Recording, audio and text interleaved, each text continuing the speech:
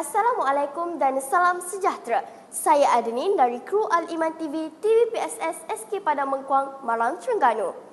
Ilmu menyinari hati, membentuk insan berwibawa, menunjukkan bahawa setiap insan perlu mempunyai ilmu dalam pelbagai aspek bagi membentuk kepribadian seseorang.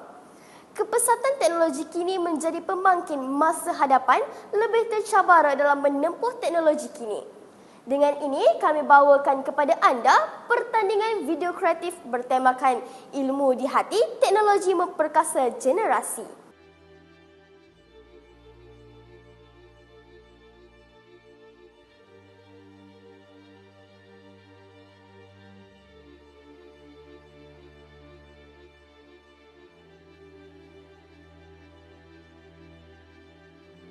Tengok kawan-kawan, murid fokus dalam kelas dengan ilmu yang disampaikan oleh guru.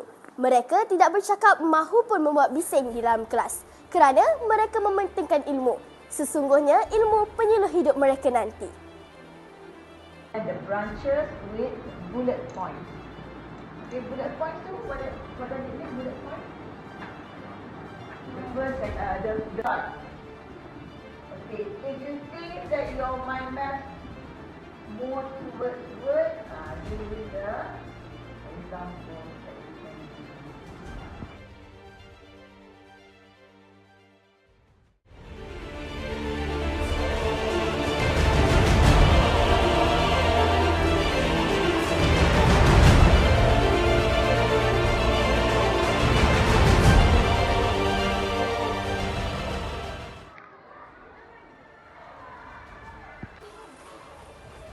Alfa, tengok dia orang tu, berjalan sambil bawa buku.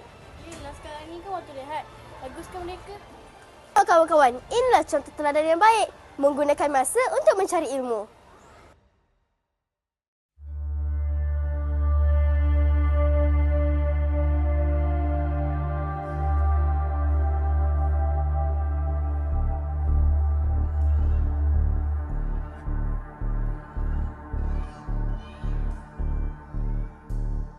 Betul kata Adenin, pelbagai cara kita boleh mendapatkan ilmu.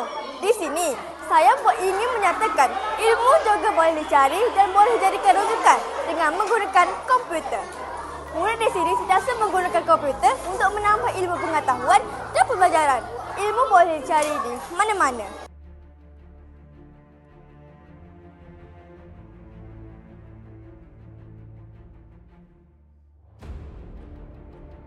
Bukan murid sahaja perlukan ilmu, guru juga terus mencari ilmu di mana-mana.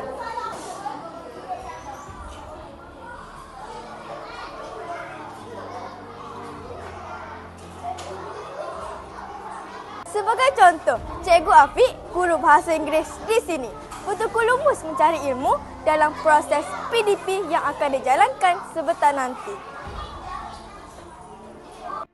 Terima kasih sahabat saya dengan hujahnya sebentar tadi. Ilmu membentuk sahsiah, teknologi dan membuka peluang masa depan lebih meluas.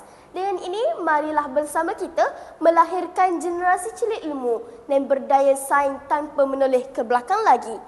Terima kasih kerana menonton. Saya Adenin, salah seorang peserta video kreatif. Terima kasih dan jumpa lagi. Wassalamualaikum.